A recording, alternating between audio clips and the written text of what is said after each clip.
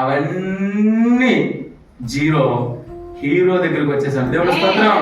హల్లెలూయా. అటువంటి దేవుని దగ్గరికి రావడం వల్ల నా జీవితంలో గొప్ప మేలు జరిగింది.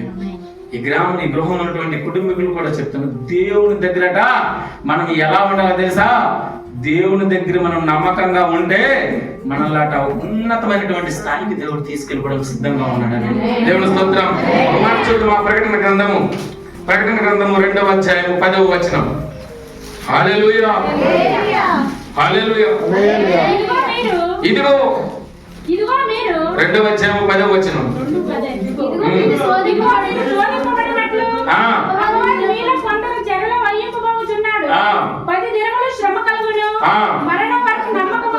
మరణం వరకు నమ్మకముగా ఉండుము.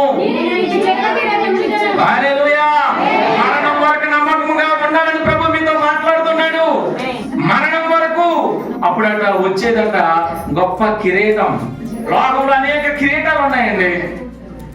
ప్రపంచంలో చూసినట్లయితే మిస్ వరల్డ్ గొప్ప కిరీటం, miss universe, miss India, miss Andhra Pradesh, miss Anantapuram కూడా వచ్చేస్తారు రాబోయే రోజుల్లో. దేవుని స్తోత్రం. అయితే ఈ కిరీటాలన్నీ ఒక ఎత్తు అంట, జీవ కిరీటం అంట సిద్ధం చేస్తున్నాడు మన కోసం. దేవుని స్తోత్రం. హల్లెలూయా. ఒక ముసలైనటువంటి మూటలు పట్టుకొని నడుస్తూ వస్తా ఉన్నాడంట. నడుస్తూ వస్తా ఉంటే బరువు అయిపోయింది. బరువు అయిపోతే ఆ పక్కన ఉన్న వ్యక్తులుగా చాలా మంది అడుగుతూ ఉన్నాడంట, అయ్యా ఒక మూటకి హెల్ప్ చేస్తారా, పట్టుకుంటారా, మొయ్యలేకపోతున్నాను అన్నాడంట. నో, మేము పట్టుకోము అన్నాడంట. అప్పటి వరకు అంట మరి ఎవరు జరగకపోతే ఒక వ్యక్తి అంట వచ్చాడు, కుర్రాడు, తెల్లగా పొడపడగా మంచి యవనస్తుడు, మంచోడు వచ్చాడంట. వచ్చి నేను హెల్ప్ చేస్తాను తాతయ్య నీకు అన్నాడంట. అవునా, తీసుకో అన్నాడంట. తీసుకున్న తర్వాత ఎదురుగా ఒక పెద్ద నది కనబడంట. ఆ నది దగ్గరికి మూటలు తీసుకుని వెళ్ళి అన్నాడంట, బాబు ఈ మూటల్లో వజ్రాలు బంగారాలు ఏమి ఉన్నాయి, జాగ్రత్త బాబు, నువ్వు గట్టి పట్టుకుని గట్టి పారిపోయేవాడు అన్నాడు. అంతే. ఏంటి నేను ఎంత నమ్మకం తెలుసా, మా ఊర్లో నాకు బెస్ట్ స్టూడెంట్ అన్నాడు, గొప్ప వ్యక్తి, నాకు అవార్డులు కూడా ఇచ్చాడు, నేను కట్టాలంటే మోసాలు కట్ చేసే వ్యక్తిని గట్ట కాదు, నేను ఎలా కనిపిస్తాను నీకు అన్నాడంట. సరే పట్టుకెళ్ళి బాబా నేను అన్నప్పుడు ఈ మూట పట్టుకొని ముందుకు వెళ్తా ఉన్నాడు. 2 మూటలు ఉంటా, నువ్వు పట్టుకోలేవు ముసలాడివి, నేను పట్టుకుంటా అని చెప్పేసి నువ్వు మామూలుగా నేను 2 పట్టుకుంటానని ఈ భుజం మీద పట్టుకొని తీసుకొని వెళ్తా ఉన్నాడంట. తీసుకొని వెళ్తున్నాడు. మధ్యదారులకు వెళ్ళిన తర్వాత ఈ వజ్రాలు ఈ బంగారాలు చూసి ఒక్కసారి ఈ ధర్మము, ఈ నమ్మకము, ఈ గుడ్ పర్సన్ ఆలోచించి వెంటనే అవతలకి వెళ్ళిపోయాడంట. వెళ్ళిపోయి మూటలు పట్టుకోనంట ఇంకో పరుగులెడుతూ ఉంటే ఈ ముసలాయన మాత్రం అంట ఇలాగా ఆ నది దగ్గరే చూసి ఇలా చూస్తామన్నాడు. చూస్తూ ఉంటే ఎంత మరి కుర్రాడు ఏం చేశాడు, పరుగులెడుతూ వెళ్ళిపోయి ఒక అడవులకు వెళ్ళిపోయి ఒక గృహ దగ్గరికి వెళ్ళిపోయి మొత్తం అవన్నీ తీసేశారు కంట. ఆ మూటలు మొత్తం రాళ్ళు ఉన్నాయంట. దేవుని స్తోత్రం. హల్లెలూయా. ఆ రాళ్ళలో ఒక సీటీ ఉందంట. ఆ సీటీ ఒకసారి తీసుకు చదివితే ఇదిగో ఈ సీటీ ఎవరికి దొరుకుతుందో ఈయనకన్నా దురదృష్టవంతుడు ఈ భూమి మీద ఎవడు లేడు. ఎందుకంటే నేను ఈ రాజ్యానికి రాజుని, నా కొడుకులు లేరు, కూతురు లేరు, ఈ రాజ్యాన్ని వాళ్ళకి అప్పచెప్పాలనుకుంటున్నాను. నమ్మకం కలిగిన వ్యక్తి కోసం నేను ఎదురు చూస్తా ఉన్నాను, దానికోసమే తిరుగుతా ఉన్నాను. రాజేశ్వరకు గుండెలు కొట్టుకొని ఏడ్చాడంట. దేవుని స్తోత్రం. దేవుడు నమ్మకత్వం గురించి చూస్తా ఉన్నాడు.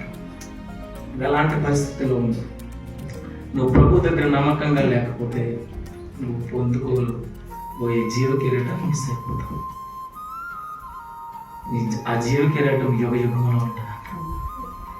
ఇక్కడతో సరికాదు మన జీవితం. యుగాలు ఆయన దగ్గర మనం నిలబడాలి, ఆయన దగ్గర ఉండాలి.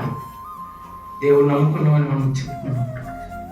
మన క్రియలు ఎలా ఉన్నాయి, మన ఆలోచనలు ఎలా ఉన్నాయి, మన మాట తీరు ఎలా ఉంది, మన ప్రవర్తన ఎలా ఉంది. నమ్మకమైన వారి కోసం అంటే ఆకాశం ప్రభు అంటాను చేయి చూస్తున్నాడు. ఎవరున్నారు నమ్మకం? ఈ భూమి మీద ఎవరున్నారు? నా నామాన్ని ఎవరు కనపరుస్తారు? నా నామాన్ని ఎవరు హెచ్చిస్తారు అని ఎదురు చూస్తున్నాడు. లక్షల రూపాయలు నా జీవితంలో బిజినెస్ పోయినాయి. ఆ గ్రామంలో ఈ బిజినెస్ చేసి పెద్ద స్థాయికి వెళ్ళిపోతే పెద్ద రాజకీయ నాయకుడు అయిపోతాడని బిజినెస్ ఆఫ్ చేయడానికి చిన్న పెద్ద కోల్ ఫారం పెడితే తావని జేసీబీతో తీసేసాను. అయినా పర్లేదు, దేవుని స్తోత్రం, దేవుడే ఉన్నాడు అనుకుని కట్టుబడులతో శ్రీకాకుళం ప్రాంతానికి వచ్చినప్పుడు దేవుడు నమ్మదగిన వాడండి. ఇప్పటికీ అనుకుంటారు ఇన్ని లక్షల రూపాయలు పోయాయి, కోల్పోయిన ఒక 6 లక్షలు పోయింది, టీటీఎం పాస్పోర్ట్ సెంటర్లో దగ్గర ఒక 10 లక్షలు పోయాయి, ఉద్యోగాలు చేసినప్పుడు 3-4 లక్షలు పోయాయి. ఎలా తిరిగేస్తున్నాడయ్యా? ఎలాగ ఈ అప్పులు ఇవన్నీ ఎలాగ?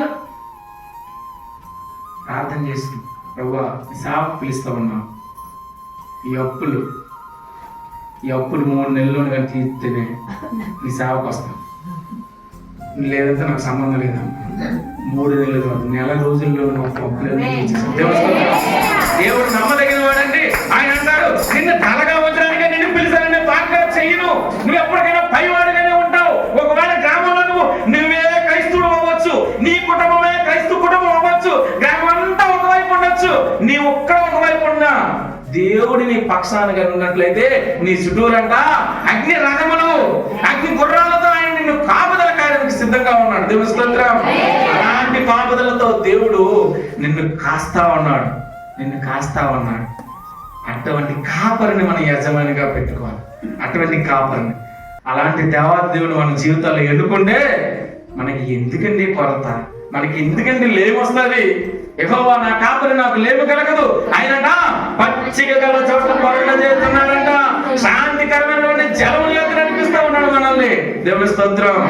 ఆ జలము మన కోసమే, ఆ జలము, ఆ పచ్చిక బయలు మన కోసమే. అవన్నీ మన ఆశీర్వాదాలే. ప్రభువును మనం రక్షకుడుగా, ప్రభువుకు తప్ప ఇంకా వేరొకరికి మరి అవకాశం ఇవ్వకూడదు. ఆయనే అందుకే అన్నాడు బ్రతుకుడు క్రీస్తే సావు అయితే మేలు. ఆ మేలు నా ప్రభు దగ్గరే ఉంది, మనుషుల దగ్గర నాకు రాలేదు అని అన్నాడు.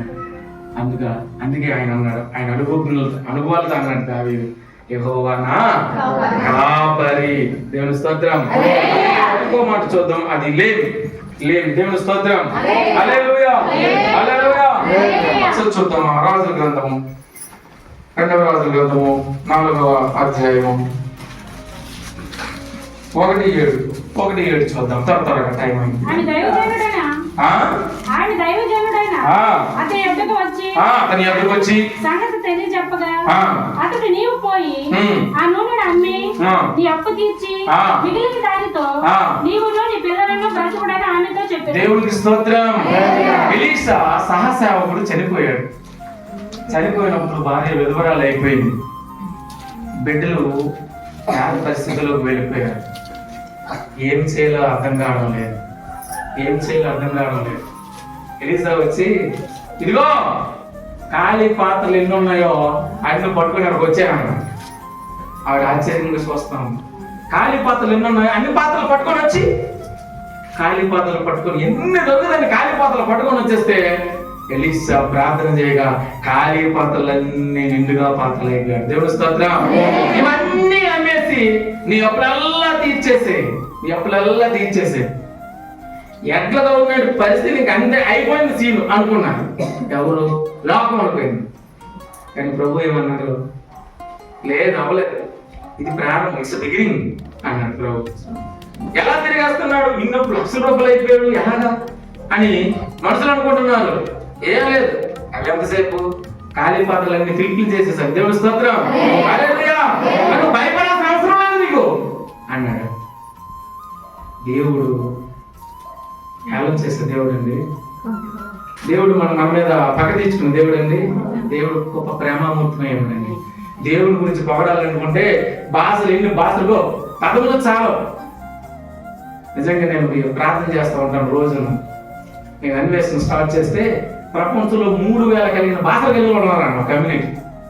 3,000 భాషలు కలిగిన 3,000 ప్రపంచంలో 3,000 భాషలు కలిగిన వాళ్ళందరూ కూడా ప్రభు నామంలోకి వచ్చేలా ప్రార్థన చేస్తాం. దేవుని స్తోత్రం.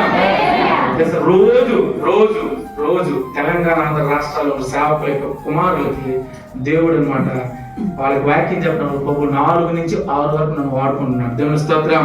ఎందుకంటే అక్కడి నుంచి వచ్చిన వాడిని వాళ్ళకి చెప్తా ఉన్నాను. మోసేని ఎలా అయితే బయటకు వచ్చి మళ్ళా మోసే ఎలాగైతే వాళ్ళందరినీ నడిపించడానికి వెళ్ళిన రీతిగా దేవుడు ఎలా ఎన్నుకున్నాడో ఎలా గెలుకున్నాడు? జిల్లాలో నేనే కనబడుతున్నాడు. దేవుని స్తోత్రం. ఇక్కడ 300 మంది దేవుడు సేవ చేయబోతున్నాడు. దేవుని స్తోత్రం. హల్లెలూయా. అయితే ఈ ఖాళీ పాత్రలన్నీ అంట పిలిపిలి చేసేసాడు దేవుడు. పుల్లి చేసి అవన్నీ అమ్మాడు. దేవుని స్తోత్రం. ఆ గొప్ప సంక్షోభంలో ఉన్నటువంటి వ్యక్తి అంట, గొప్ప పరిస్థితిలో ఉన్న వ్యక్తి. ఆ వ్యక్తికి ప్రభు తన సేవకుల ద్వారా వెళ్ళి ప్రార్థన చేసినప్పుడు ఎన్నో అద్భుతాలు చేశారు తెలుసా. ఆ దేశం అంతా కరువు, అక్కడ కరువు కనపడి. దేవుని స్తోత్రం. ఇంకో వ్యక్తి కూడా మనం అక్కడ చూద్దాం. ఇంకో వ్యక్తిని కూడా చూద్దాం. 2వ రాజుల గ్రంథము అదే 4వ అధ్యాయంలో 8-17 కూడా ఒక్క మాట ఉంటుంది.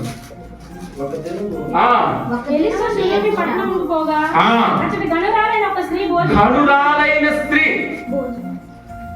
చెప్పు బలవంతం చేసిన కనుక అట్లా మార్గం వచ్చినప్పుడల్లా ఇంత భోజనం చేయించు వచ్చును.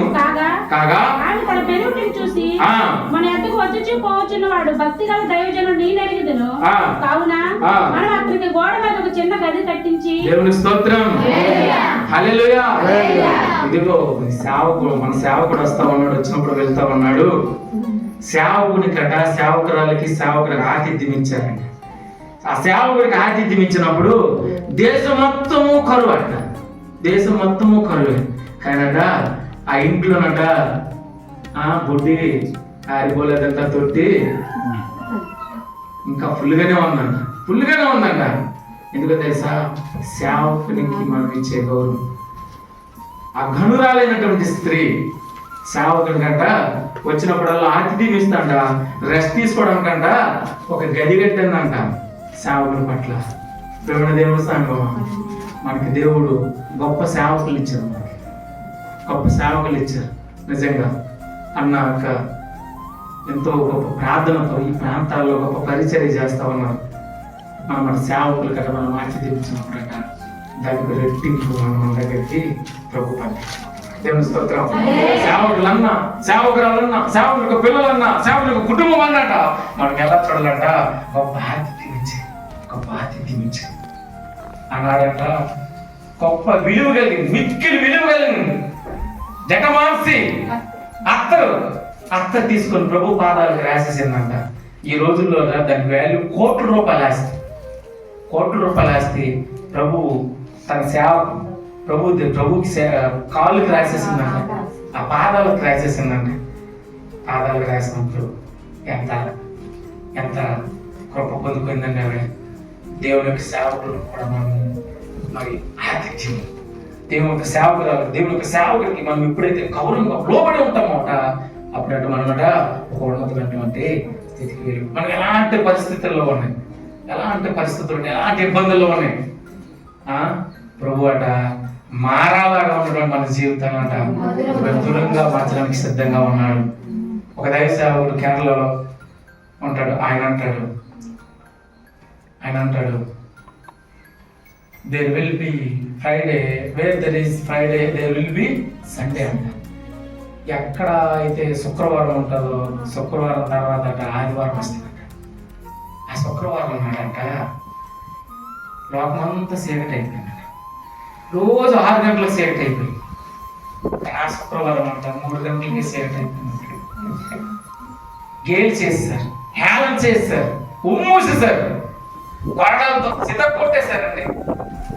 వరడాలతో సిద్ధకొట్టేసి ఆ శిలువలో ప్రభుని ఏలాడిస్తే లోకమంతా చీకటి అయిపోయింది.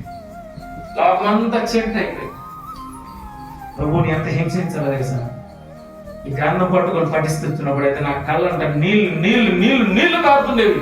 అయ్యా ఎలా లోకం కోసం ఎలా ఈ మానవుడి కోసం, ఈ పాపమైన జీవితం, ఈ దరిద్రుడి కోసం, ఈ పనికిమానుడి కోసం, పుట్టుకుదంటే పాపం ఈ మానవుడి కోసం ఎంత త్యాగం చేస్తావయ్యా.